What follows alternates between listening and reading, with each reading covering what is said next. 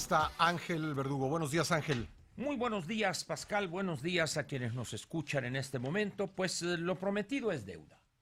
Recuerdas que desde la semana pasada comenté que ayer lunes hablaría sobre este símil que yo encuentro entre Porfirio Muñoz Ledo, guardando evidentemente las diferencias que ahorita las precisaré, con Marcelo Ebrard y lo que hicieron, lo que hizo Porfirio en su momento y lo que está intentando hacer Marcelo.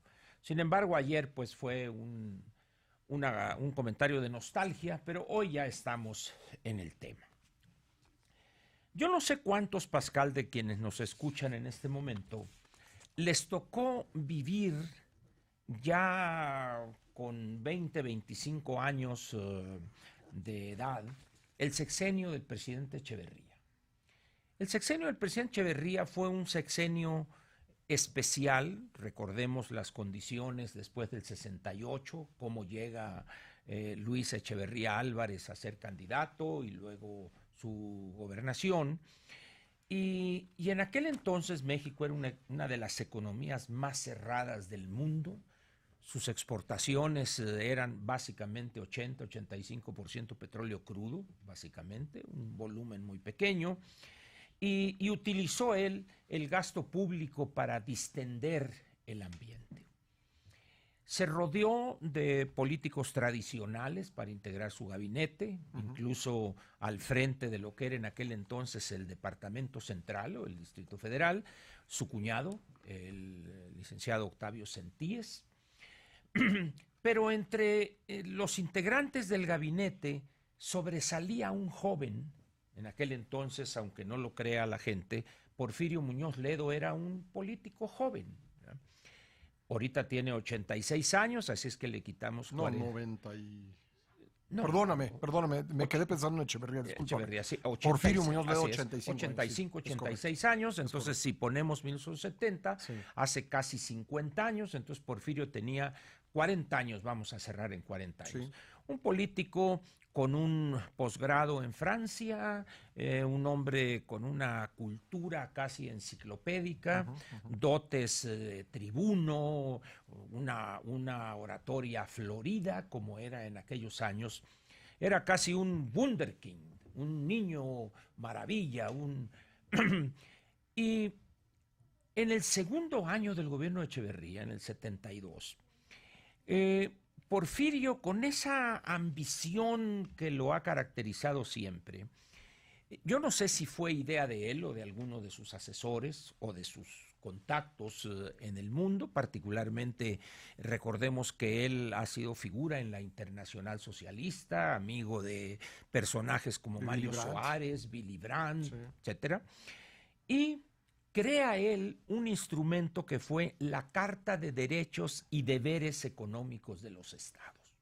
Un documento que, visto a la luz del tiempo transcurrido, era un documento demagógico que no iba a tener efecto práctico alguno. Pero eran años, Pascal, para aquellos que no vivieron esa época, del movimiento de los no alineados, aquella conferencia en Bandung, donde personajes en los años 60 como Sukarno, que era el presidente de Indonesia, personajes africanos como Kwame Nkrumah, es decir, toda una playa de líderes independentistas, etcétera, y había un ambiente muy favorable para los países del tercer mundo. Has de recordar que no por la edad, sino seguramente esto parte de tu trabajo profesional, en el grito, en el texto, el presidente Echeverría dice: vivan los pueblos del tercer mundo, que causó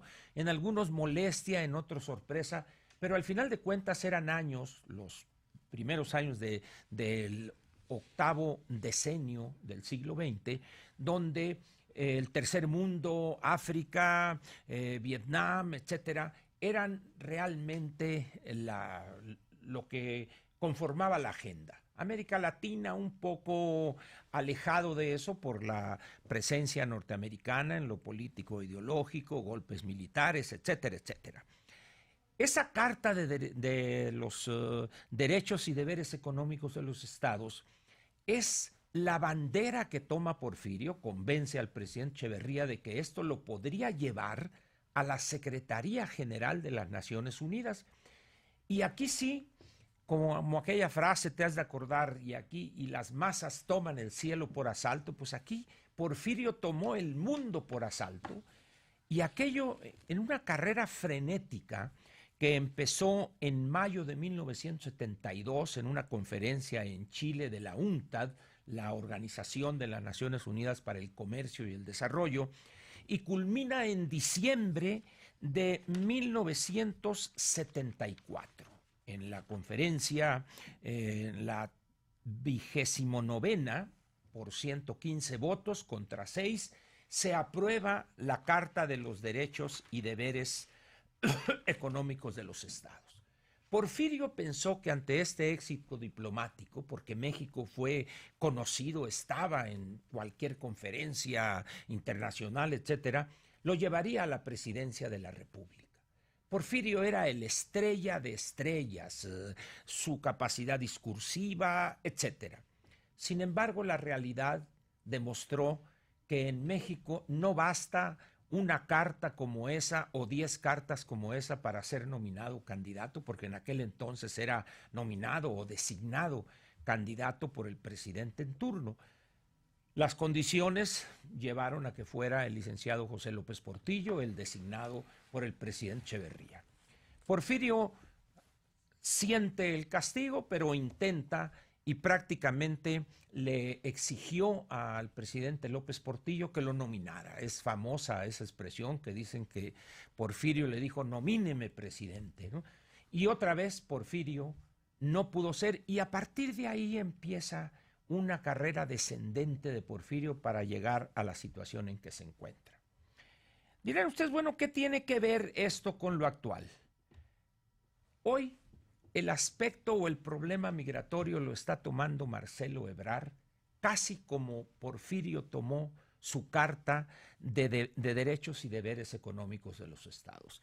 La bandera que fue para Porfirio para andar en el mundo, hoy no puede Marcelo andar tranquilamente por la austeridad de la Cuarta Transformación, pero si observamos nosotros las intervenciones públicas de Ebrard, los gestos, el lenguaje corporal, él ya siente que ya la hizo, como diríamos coloquialmente. Pero falta muchísimo. Por supuesto, pero también en 1972 faltaba muchísimo, muchísimo. Entonces, es decir, dicen que, ¿cómo dicen? Al que madruga Dios lo ayuda, dice, pero por uno que madruga y otro que no se acostó, pues otro que no durmió, ¿verdad? Hay que aclarar aquí varias cosas. Primero, México es hoy una economía abierta. México tiene una competencia fiera de partidos. Es un sistema totalmente opuesto al que teníamos en los años del presidente Echeverría.